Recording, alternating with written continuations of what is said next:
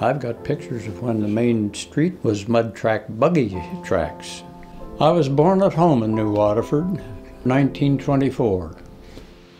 It's just a really nice, quiet place to live. Great place to raise your kids. Friendly. You know, you can't go down the street without waving at somebody. What brings me here to the village of New Waterford is that in 2012, the electorate here was evenly split. 263 votes for Romney to exactly 263 votes for Obama. That's funny. We're right in the middle. Yeah.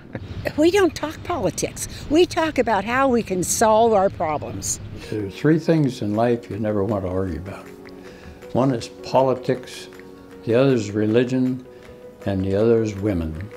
So perhaps in a battleground state, this is the perfect battleground village. These voters are willing to cross party lines. You might look at a small village like New Waterford and say, well, we've got to win that type of a mindset to win the whole country, and that's probably absolutely true. And I don't see either one as a great candidate. If it comes to that, I don't know what I do. Yeah. Honestly, I don't. Because I know we've always voted one way, and we have now changed the way we vote. Hillary has a long way to go to get me to come back to vote Democrat. Donald has tell it like it is attitude, which you like, but sometimes you don't. So I don't know. I'm not a hard Democrat, but I've always been registered as a Democrat, but I did register as a Republican so that I could vote against Mr. Trump. When I look at Trump, I think he has good ideas, but he needs to tone it down and not swear. But some of the things I hear that Trump says, I'm all for. I want people to work, and I don't want all these illegals coming here that are getting, free everything.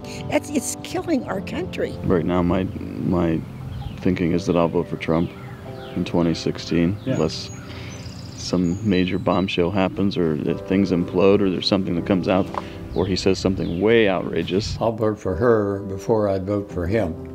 And of course, her husband was not a good example as a president, as you probably know. I'll have to stick with the Democratic side of it this time, which, like I say, I'm very flexible on that.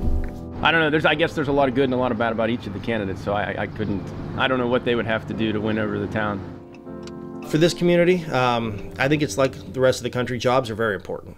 National security is very important. Other than that, I think most people just rather the government stay out of their lives and let them live. And that seems to be the attitude in this area.